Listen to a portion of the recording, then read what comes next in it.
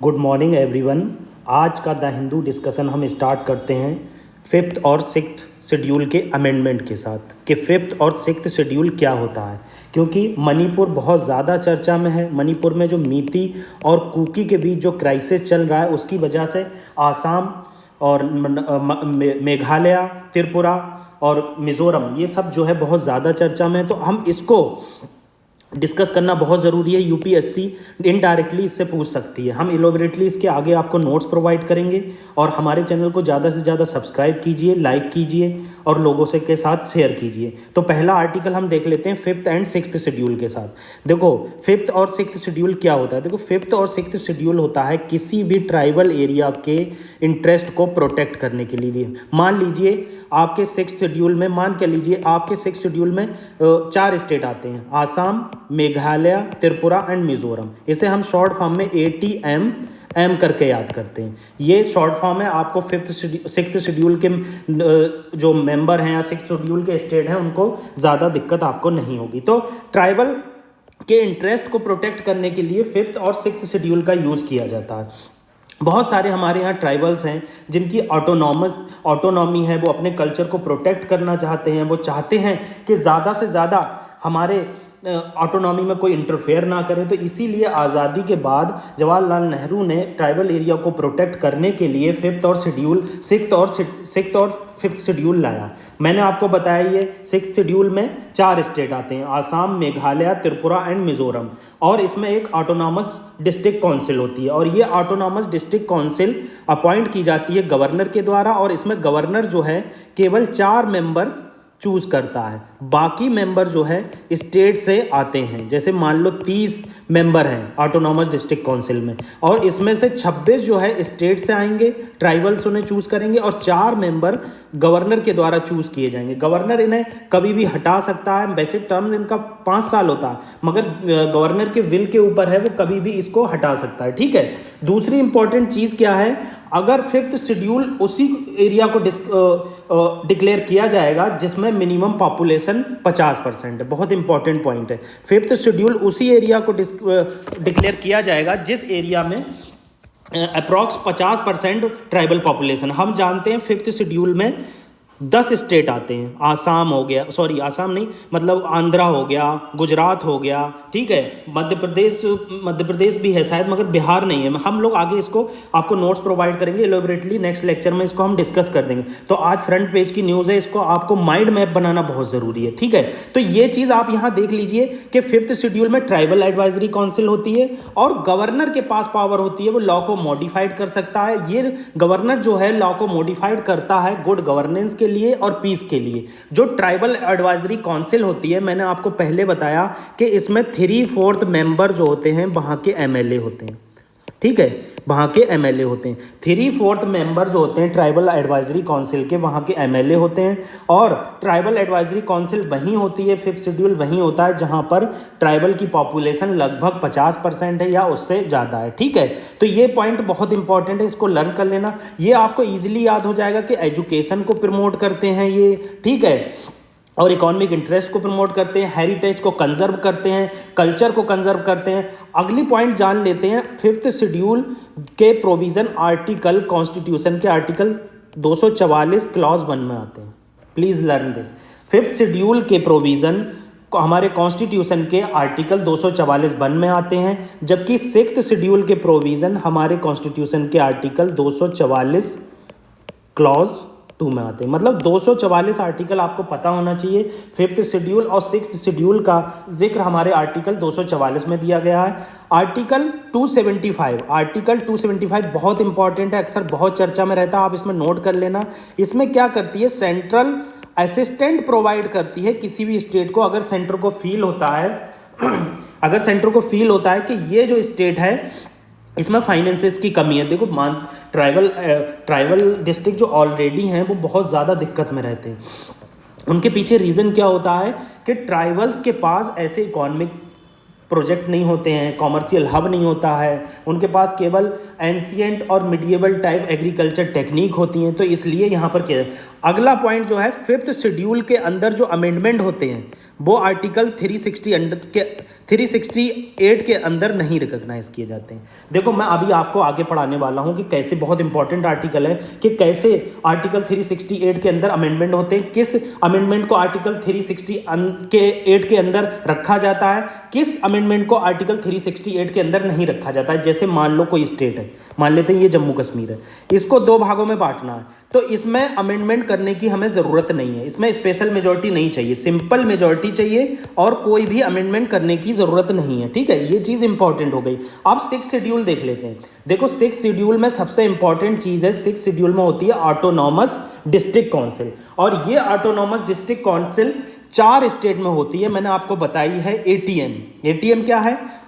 आसाम, त्रिपुरा, मिजोरम, मेघालय। ठीक है, गवर्नर के पास बहुत ज़्यादा पावर होती है। इस केस में देखो प्रेसिडेंट के पास पावर होती है। 5th शेड्यूल में प्रेसिडेंट जो है किसी भी चीज़ को इंक्रीज कर सकता है, डिक्रीज कर सकता है, और प्रेसिडेंट गवर्नर से कंसल्ट करके करता है। जबकि 6th शेड्यूल में क्या होता है, गवर्नर के पास बहुत ज़्यादा पावर होती है। इसमें 4 मेंबर गवर्नर अपॉइंट करता है। ओवरऑल देखो होता तो गवर्नर सेंट्रल गवर्नमेंट का ही नुमाइंदा है सॉरी, थोड़ी तबीयत खराब है मेरी, तो सेंट्रल गवर्नमेंट का ही नुमाइंदा होता है, मगर क्या होती है बात के गवर्नर के पास ज़्यादा पावर होती है। ठीक है, मैंने आपको आर्टिकल 244 बता दिया, आर्टिकल 275 इसमें भी असिस्टेंट दी जाती है 275 के अंदर सेंट्रल गवर्नमेंट के द्वारा। मैंने आपको बता दिया ऑटोनॉमस डिस्ट्रिक्ट काउंसिल होती है जो एडमिनिस्ट्रेट की जाती है डायरेक्टली बाय गवर्नर। ये बहुत इंपॉर्टेंट पॉइंट है, मतलब इसको गवर्नर डायरेक्टली एडमिनिस्टर करता है। ठीक है, और इसमें 6 शेड्यूल की ऑटोनॉमी बहुत ज़्यादा होती है। आप याद रखिए, टैक्स किसी को लगा सकते हैं, कोई भी कल्चरल एक्टिविटी को रोक सकते हैं, कोई भी लॉ जो सेंट्रल और स्टेट गवर्नमेंट का है उसको एक्सट्रीमली मतलब रोका जा सकता है। जबकि 5th शेड्यूल में सेंट्रल गवर्नमेंट के लॉ गवर्नर से कंसल्ट करके थोड़े टॉलरेंट होते हैं, मतलब थोड़े से आपको 5th शेड्यूल एरिया में पहुंच जाते हैं, मगर 6th शेड्यूल एरिया में आपको ऑटोनॉमस डिस्ट्रिक्ट काउंसिल की ज़रूरत पड़ती है। आपको हर केस में ऑटोनॉमस डिस्ट्रिक्ट काउंसिल की ज़रूरत पड़ेगी, वहाँ के कल्चर को प्रोटेक्ट करने के लिए, वहाँ के टैक्सेशन सिस्टम को प्रोटेक्ट करने के लिए, वहाँ की मैरिज सिस्टम को प्रोटेक्ट करने के लिए। तो हमने ये चीज़ देखी कि हमने ये जाना कि कैसे 6th शेड्यूल और 5th शेड्यूल डिफरेंट है। आगे हम इसे एलॉबरेटली डिस्कस करेंगे, आप बिल्कुल मत घबराइए। नेक्स्ट आर्टिकल निपाह के बारे में, निपाह को हमने कल के लेक्चर में डिस्कस किया है। अगर आपको दिक्कत होती है तो कल हम फिर से इसको डिस्कस करेंगे। अगला आर्टिकल की तरफ चलते हैं। अगला आर्टिकल आसियान से रिलेटेड है। क्या हुआ है, आसियान के मेंबर्स ने कहा है यहाँ पर कू हो गया है आर्मी का, तो हम आसियान के मेंबर ये कहना चाह रहे हैं हम म्यांमार को अलाउ नहीं करेंगे to lead ASEAN in 2026 in below 2 generals. मतलब आर्मी के कू की वजह से हम आसियान में म्यांमार को अलाउ नहीं करेंगे सॉरी। तो हम आसियान के बारे में जान लेते हैं। देखो आसियान क्या है, एक रीजनल ऑर्गेनाइजेशन है। रीजनल ऑर्गेनाइजेशन इसलिए बनाई जाती हैं वो अपने इकोनॉमिक इंटरेस्ट को प्रोटेक्ट कर सकें, अपने कल्चर को प्रोटेक्ट कर सकें, और अपने होने वाली जो जनरेशन है, आने वाली जनरेशन, उसके रिसोर्स को प्रोटेक्ट कर सकें। तो देखो यहाँ पर लिखा हुआ है promote political and social stability. और आसियान में जो आसियान पैसिफिक रीजन में कॉलोनियल स्टेट थे, उसके बाद जो टेंशन अराइज हुई थी, उस टेंशन के बाद ये association of south east Asian nation आए थे। ठीक है, अगला पॉइंट देख लेते हैं, मोटो क्या है। देखो मोटो पूछा नहीं जाता है, मगर हमें पता होना चाहिए आसियान का मोटो क्या है, क्योंकि हमारी act east policy direct work करती है, और डायरेक्ट वर्क करने के बाद ये नॉर्थ ईस्ट से हमें कनेक्ट करती है साउथ ईस्ट एशियन नेशन को। तो हमें मोटो पता होना चाहिए, 1 विजन है, 1 आइडेंटिटी है, 1 कम्युनिटी है। ठीक है, 8 अगस्त को ऑब्जर्व किया जाता है आसियान डे। आसियान का सेक्रेटेरिएट कहाँ है, इंडोनेशिया जकार्ता में, ये इंपॉर्टेंट है, आप ये चीज़ याद रखिएगा। सेक्रेटेरिएट जरूरी होता है याद रखना, क्योंकि कभी कभी यूपीएससी क्या करता है, एक पॉइंट डाल देता है कि सेक्रेटेरिएट कहाँ है। मेंबर नेशन हम देख लेते हैं। मेंबर नेशन इसके क्या है कि इंडोनेशिया है, मलेशिया है, फिलीपींस है, सिंगापुर है, थाईलैंड है, ब्रूनी है, वियतनाम है, लाओस है, म्यांमार है, कंबोडिया। अभी हम इसको मैप में देख लेंगे, आपको पूरा क्लियर हो जाएगा। देखो इन्होंने आगे बताया कि आसियान जो है 1967 में स्टेबलाइज हुआ, Bangkok declaration, very important. Bangkok declaration very important है। बैंकॉक डिक्लेरेशन किससे रिलेटेड है? तो आप डायरेक्ट कहोगे एशियान आसियान के डिक्लेरेशन से रिलेटेड है, और इस डिक्लेरेशन की सहायता से आसियान फॉर्म हुआ था। जब इसे फॉर्म किया गया था तो इसमें Indonesia, Malaysia, Philippines, Singapore and Thailand, आप बिल्कुल मत घबराना, आपको ऐसा लगता होगा अभी ये मुझे याद कैसे होंगे, मगर आप डे टू डे इसको हम लोग रिवाइज करेंगे, आगे और एक बार आएगा, कई बार आएगा, तो हम इसको डायरेक्टली मतलब रिवीजन के थ्रू इसको अच्छे से क्लियर कर सकते हैं। ठीक है, revision is the key of success, आप इतना नोट कर लीजिए, अगर आप ज़्यादा से ज़्यादा रिवीजन करते हैं तो वही की है, revision is the key of success. ठीक है, अब मेंबर क्या है, 1995 में कह रहे हैं मेंबर जो है न्यूक्लियर फ्री जोन के लिए साउथ ईस्ट एशिया में मेंबर ने एक पैक्ट साइन किया, और आसियान विजन 1997 में। हमारे लिए कुछ इंपॉर्टेंट नहीं है, हमारे लिए सेक्रेटेरिएट इंपॉर्टेंट है, कब स्टेबलाइज हुआ ये इंपॉर्टेंट है, कितने मेंबर नेशन है ये इंपॉर्टेंट है, क्योंकि म्यांमार में आर्मी कू हो गया है। आर्मी कू होने की वजह से आपको लगेगा, यूपीएससी पूछेगा कि आसियान अब म्यांमार का मेंबर नहीं रहा, वहीं गलत हो जाएगा। आसियान अभी भी म्यांमार अभी भी आसियान का मेंबर है। ठीक है, देखो आप ये मैप देख लो, आप ये देखो, ये म्यांमार है, मैंने आपको बताया ये म्यांमार है, ये थाईलैंड है, ये लाओस है, ये वियतनाम है, ये कंबोडिया है, ये इंडोनेशिया, सिंगापुर, मलेशिया, ब्रूनी और फिलीपींस, ये इसके मेंबर नेशन। आपको ये याद होना चाहिए, और याद नहीं है तो धीरे धीरे हम लोग इसको याद कर लेंगे। अगला आर्टिकल जो मैं कह रहा था, आर्टिकल 368 के अंदर कैसे अमेंडमेंट होता है, ये बहुत अच्छा आर्टिकल है, हम इसको पूरा डिस्कस करेंगे। देखो, what is the procedure for amending the Indian constitution, मतलब इंडियन कॉन्स्टिट्यूशन को अमेंड करने का क्या प्रोसीजर है। देखो, article 368 part 20 must learn, part भी याद रखना जरूरी है। Article 368 in part 20 power of parliament to amend the constitution and its procedure, मतलब आर्टिकल 368 के अंदर पार्लियामेंट को पावर दी गई है कि वो कॉन्स्टिट्यूशन को अमेंड कर सकती है और उसके प्रोसीजर को बदल सकती है। ठीक है, पार्लियामेंट कहती है मैं अमेंड कर सकती है, एडिशन कर सकती है, वेरिएशन कर सकती है एनी प्रोविजन में, और कोई भी चीज़ मतलब पर्पज़ में उसके जो पर्पज़ उसका दिया गया। ठीक है, अब देख लेते हैं हम क्या है, ये चीज़ इंपॉर्टेंट है, बहुत इंपॉर्टेंट है। क्या कह रहे हैं कि आर्टिकल 368 के अंदर आप जो अमेंडमेंट करोगे तो amendment those provision which the basic structure of the constitution, मतलब आप बेसिक स्ट्रक्चर ऑफ कॉन्स्टिट्यूशन जो केशवा नंदा भारती केस में आया, केशवा नंदा भारती केस में 1973 में आया, उसको आप अमेंड कर सकते हो, मगर उसको अमेंड कर नहीं सकते। मतलब बेसिक स्ट्रक्चर में जैसे प्रोविजन है रूल ऑफ लॉ, मतलब आप देखेंगे बेसिक स्ट्रक्चर ऐसा नहीं है एक बार में बना दिया गया, आप अच्छे से नोट कर लीजिए, ऑप्शन में कुछ भी आ सकता है, पूछेगा क्या बेसिक स्ट्रक्चर एक बार बनाया गया उसके बाद उसमें कोई भी क्लॉज नहीं डाला गया, गलत हो जाएगा। बेसिक स्ट्रक्चर में हमेशा क्लॉज डाला गया है और उसके बाद वो बढ़ता चला गया, जैसे पहले रूल ऑफ लॉ था, फिर इक्वलिटी के प्रोविज़न आए, फिर अदर प्रोविज़न आए, ऐसे मतलब बेसिक स्ट्रक्चर को बढ़ा दिया गया। तो हमने यहाँ जाना कि आप अमेंड तो कर सकते हो कॉन्स्टिट्यूशन को, मगर बेसिक स्ट्रक्चर को अमेंड नहीं कर सकते। अब इन्होंने बताया 2 टाइप का अमेंडमेंट होता है। देखो, मैंने अभी ऊपर आपको बताया था 5th शेड्यूल में जो अमेंडमेंट करते हैं, एरिया को डिमिनिश करते हैं, इंक्रीज करते हैं प्रेसिडेंट की कंसेंट से, उसमें आर्टिकल 368 के अंदर नहीं आता है, मैंने आपको ऊपर बताया था। तो आप समझ लो जब आर्टिकल 368 के अंदर नहीं आता है तो वो सिंपल मेजोरिटी से होता है। देखो, इस पे 2 टाइप की मेजोरिटी है, special majority of parliament, special majority of parliament along with the ratification of half of state legislation bye simple majority. मतलब ये कहना चाह रहे हैं इस पॉइंट में, जो आप कॉन्स्टिट्यूशनल प्रोविजन है, जो बहुत इंपॉर्टेंट प्रोविजन है, जैसे हमारा 7th शेड्यूल है, 7th शेड्यूल में कुछ प्रोविजन है, राज्य के पास कुछ पावर है, प्रेसिडेंट का इलेक्शन है, तो आपको उसमें स्पेशल मेजोरिटी की जरूरत पड़ेगी। और कुछ ऐसे प्रोविजन है जो फाइनेंस से रिलेटेड है, जैसे मैं आपको एग्जांपल बता दे रहा हूँ, जीएसटी में स्पेशल मेजोरिटी तो चाहिए ही चाहिए, मगर स्पेशल मेजोरिटी के साथ 50% स्टेट को भी रिकॉग्नाइज करना चाहिए कि हाँ जीएसटी इंप्लीमेंट होना चाहिए, और 50% स्टेट को लेजिस्लेचर में सिंपल मेजोरिटी के साथ उस बिल को पास करना पड़ेगा।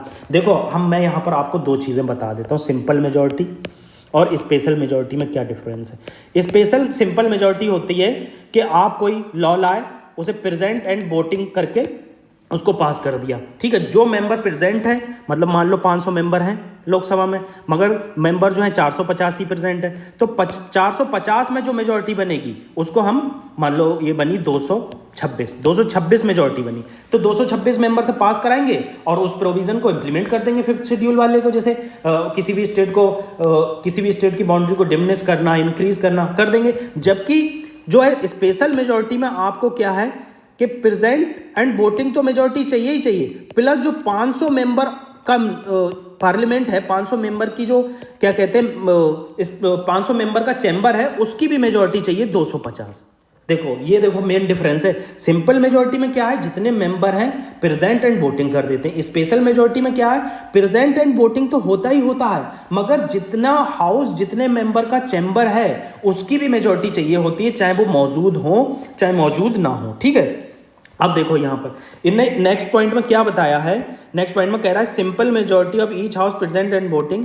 कह रहे हैं जो अमेंडमेंट सिंपल मेजोरिटी से किए जाएंगे उसे आर्टिकल 368 के अंदर नहीं रखा जाएगा। बहुत इंपॉर्टेंट आज चीज़ आपको पढ़ा रहा हूँ, आपको कोई दिक्कत नहीं होगी, ये 10 बार आएगा, कोई कोचिंग इंस्टीट्यूट आपको नहीं पढ़ाएगा, मगर मेरे द्वारा ये पढ़ाया जा रहा है। अब देख लो, इनने बताया है कि पहले इनने बता दिया कि outside the scope of article 368। फिर इसने क्या बताया कि इसमें सिंपल मेजोरिटी से हम क्या क्या चीज़ें अमेंड कर सकते हैं। फॉर्मेशन ऑफ न्यू स्टेट, मतलब कोई स्टेट है उसका एरिया को अल्टर करके बाउंड्री को और नेम को बदल सकते हैं, तो ये कर सकते हैं। दूसरा क्या, ऑफिशियल लैंग्वेज, जो हमारी लैंग्वेज होती है सेंटर की या फिर स्टेट की, उसमें एक ऑफिशियल लैंग्वेज होती है, उस ऑफिशियल लैंग्वेज को भी सिंपल मेजोरिटी से होता है, इंपॉर्टेंट है। सिटीजनशिप एक्विजिशन और टर्मिनेशन सिंपल मेजोरिटी से होता है। बहुत, ये आप जरूर याद रखना, कुछ मत रखो याद, ये जरूर रखना, क्योंकि सिटीजनशिप का टॉपिक बहुत चर्चा में रहता है। आपसे डायरेक्ट यूपीएससी पूछेगा क्या सिटीजनशिप जो है क्या स्पेशल मेजोरिटी से अमेंड की जा सकती है। आपको लगेगा हाँ इतना इंपॉर्टेंट चीज़ है, ऐसे नहीं की जाए,